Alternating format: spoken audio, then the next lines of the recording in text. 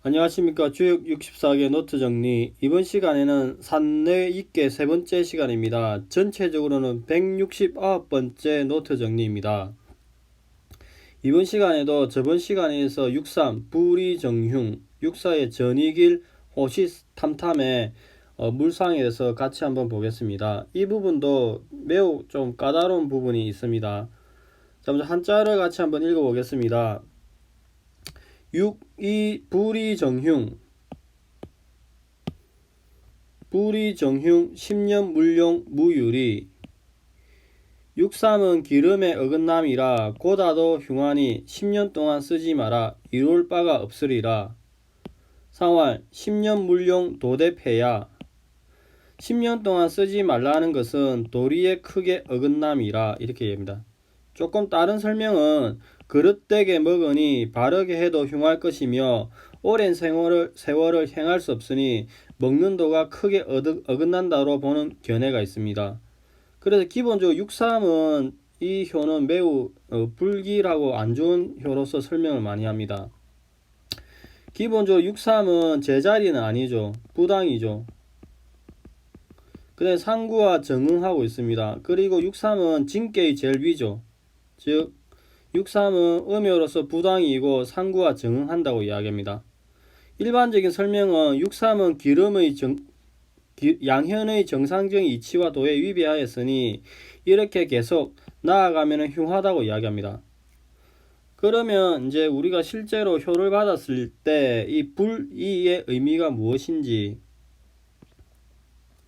이 불이의 의미가 무엇인지, 그 다음에 나아가면 이룰 바가 의미가 무엇인지 검토할 필요가 있습니다. 그래 10년의 의미는 뭐 항구히 쓰지 말라는 이야기인지 이것도 좀 고민을 할 필요가 있죠. 황태현 교수님은 이 효를 설명하시기를 그 501쪽에 보면은 63은 중을 지나친 자리니까 중이 아니고 부당이다. 그리고 학계진의 제일 위에 있다. 즉 이러한 63은 중도가 아니고 진의 마지막에 있어서 행동이 도리에 반하기 쉽다고 이야기합니다. 즉 결국 바르게 먹는 게 어긋나서 그대로 이를 고집하는 것은 도리에 반하여서 흉이다. 매우 흉하다고 이야기합니다. 그러면 다사는 이를 설명하기를 턱을 위로 길게 늘어뜨려 빼니 이를 맡아 처리하면 흉하다고 이야기합니다. 10년이 되어도 쓰지 못하니 이룰 바가 없다 이렇게 얘기합니다.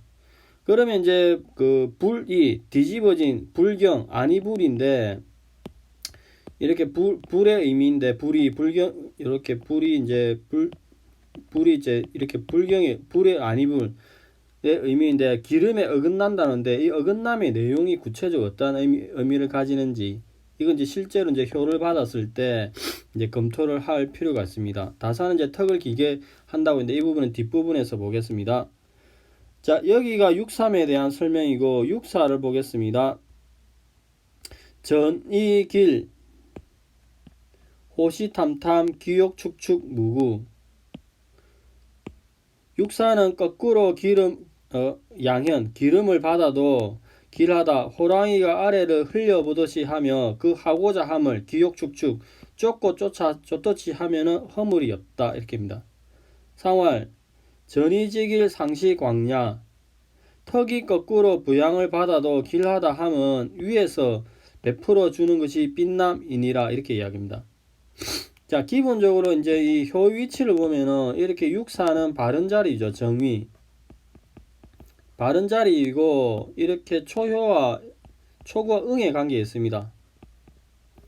그래서 이런 상황을 봐서 이제 이게 이제 요렇게 응하는 이 측면을 봐서 설명을 많이 하는 경우가 있습니다.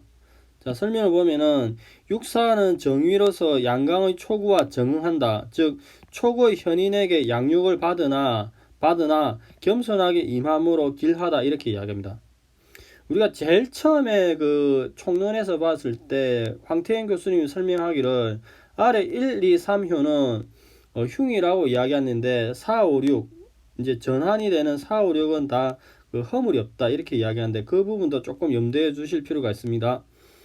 일반적인 설명은 전이 거꾸로 기름을 받는데 호시탐탐은 호랑이처럼 눈을 크게 뜨고 바라보는 상이라고 이야기합니다.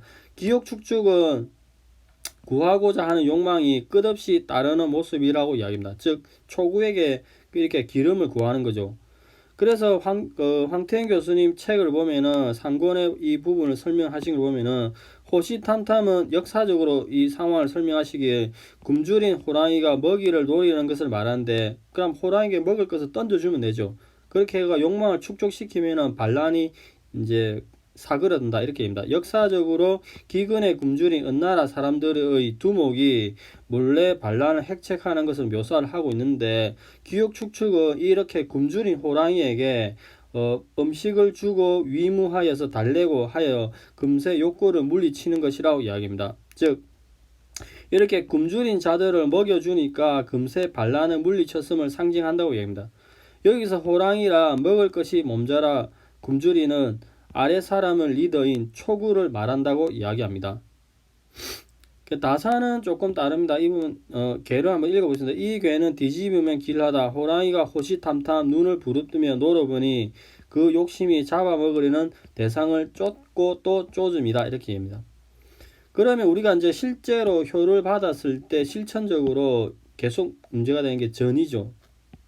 전이가 어떤 의미를 가지는지, 그 다음에 호시탐탐, 호랑이가 이렇게 탐탐 무릅뜨고 쫓아보는 이 모습이 어떠한 상징성을 가지는지 이제 효를 받았을 때 검토할 필요가 있을 것 같습니다.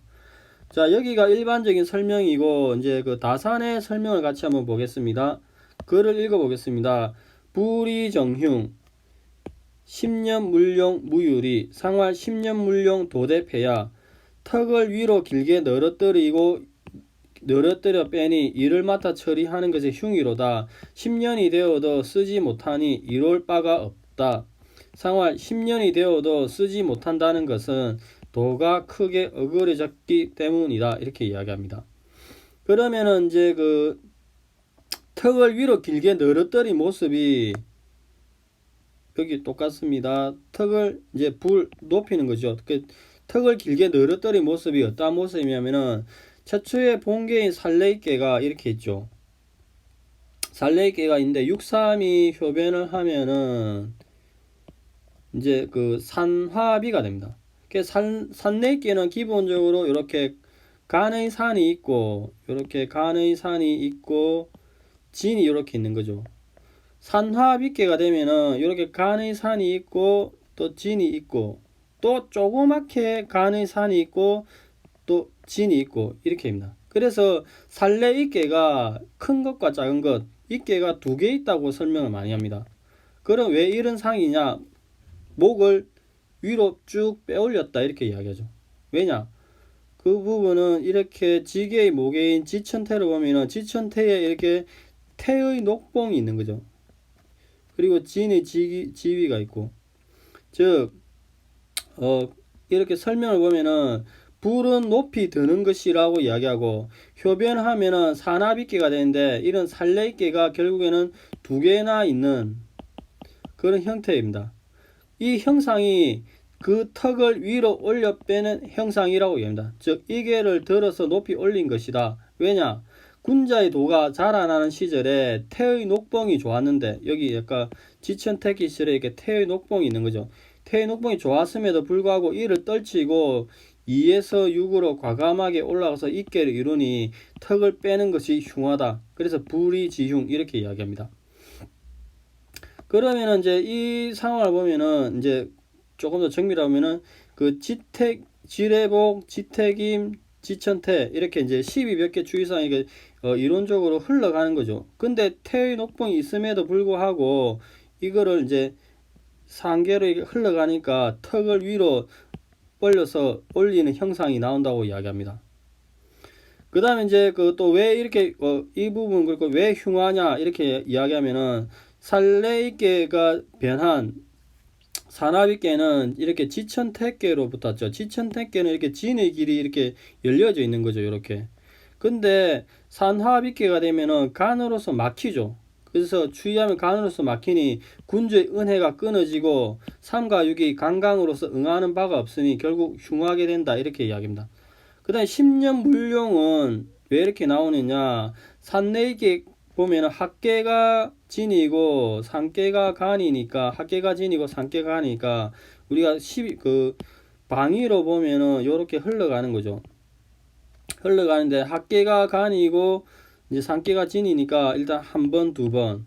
다시 곤의 지수가 10년이니까 계속 이제 한 번, 두 번, 세 번, 네 번, 다섯, 여섯, 일곱, 여덟 하면 전체 열이 되죠. 그래서 10년 무룡의 물상이 나오고 됩니다. 그런 쓰지 말라고 이야기하는 것은 살레개가 이렇게 효변을 하게 되면은 산화비계가 되죠. 632 음이 강으로 변하니까. 그래서 감의 죄를 법률로서 다스리고 간산에서 뭐 경계에서 멈추니 물용 쓰지 말라는 물상이 나온다고 합니다. 그 다음에 갈바가 있으면 이롭지 않다는 이 지천태의 이 택계가 효변하면은 여기 조금 지워서 보겠습니다. 여기에 지천택계 여기가 아니고 이쪽에 이제 지천택계 여기 보면 지천택계에서 설명을 보면은 여기 이제 지천태가 있죠. 지천택계에서 이렇게 태의 녹봉이 이제 사라지는 거죠. 결국에는 태의 녹봉이 2가 6으로 가면은 결국에는 산화비가 되면은 태의 녹봉이 이제 없어지는 거죠. 그래서 태가 사라지니까 태는 화목함을 의미하니까 갈바가 있어도 이롭지 않다 이렇게 이야기합니다. 그 다음에 이제 대도패 길이 크게 어긋난다도 이렇게 지천태에서 이제 진의 길이 이렇게 있는 거죠. 요렇게 진의 길이 있음에도 불구하고 추위를 하게 되면은 산화비가 되면은 이제 간에서 이렇게 막히는 거죠. 요 간산이 이렇게 있는 거죠. 막히니까 길이 어그러진다 이렇게 이야기합니다. 자, 6.3을 한번 읽어보겠습니다.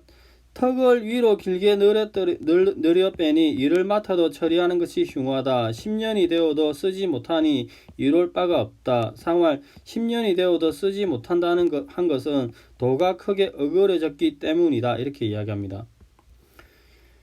육사에 대해서 같이 한번 보겠습니다. 육사 전이길 호시탐탐 귀욕축축 무구 상활 전이지길 상시광야. 이 괴를 뒤집으면 길하다. 호랑이가 호시탐탐 눈을 부릅뜨며 노려보니 그 욕심이 잡아먹으려는 대상을 쫓고 또 쫓는다고 이야기합니다. 상활 전이시킴으로써 길한 것은 위로부터 상시광야 빛이 퍼지기 때문이다. 이렇게 합니다. 전이 이 말은 기존과 달리 뒤집는다는 이야기입니다. 계속 괴를 뒤집어 본다. 그렇게 액면으로 다사는 해석을 하십니다. 자, 전이 부분은 이제 뒤집는다. 액면으로 뒤집어 본다 이 말이죠. 즉 산화비 봉계가 있으면 봉계가 효변하면은 육사가 이렇게 효변하면은 활의 사압이 되죠. 활의 사압을 이제 이렇게 위에서 바라보는 거죠. 눈을 여기를 조금 지우겠습니다. 눈을 여기에서 딱 여기 눈을 딱 보면은 이제 산화 위에서 보면은 이렇게 뒤집으면은 산화비계가 되죠. 그리고 이제 뒤집어서 보니까 삼강은 제자리죠. 요 부분 조금 이따 다시 보겠습니다. 호시탐탐 호랑이 눈을 보면은 산내있게는 기본적으로 이렇게 리의 눈이 있는데 왜 리의 눈이 나면은 산내있게는 지택임에서 이렇게 추일해서 온 것이죠. 추일해서 왔는데 이 학계의 태가 호랑이의 물상이 있는 거죠. 호랑이가 리로서 크게 바라보고 있다 이렇게 합니다. 즉 임계 시절에는 태의 호랑이가 있고 추위를 하게 되면 2가 6으로 가게 되면은 결국 호랑이가 보게 되는 것. 그럼 호랑이가 보기는 보는데 호시탐탐 본다는 이유는 이 괴를 보면은 이렇게 이제 산내 이 봉계가 있으면은 육사가 효변하면은 활의 사압이 되죠. 활의 사압을 아까 전이 뒤집어서 보면은 이렇게 눈이 여기 있다 보면 여기서 눈을 바라보는 게 우리 보통 여기서 많이 바라보는데 이렇게 보지 않고 위에서 이렇게 거꾸로 바라보면은 기본적으로 여기 보면은 간의 개 간사는 또 동물로 보면은 개의 물상이 나온 거죠. 그 다음에 이제 여기 중간에 감은 돼지죠.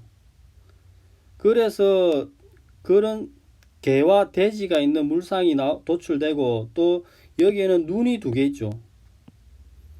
눈이 1개, 여기 눈이 1개. 눈이 2개 있는 물상이 나오죠. 그래서 기본적으로 설명을 보면은 자, 빗개가 되면은, 사나빗개가 되면은, 리의 눈이 두 개, 즉 호랑이가 눈을 뜨고 호시탐탐 노리는 물상이 나옵니다. 왜 호랑이가 이렇게 눈을 호시탐탐 노리냐?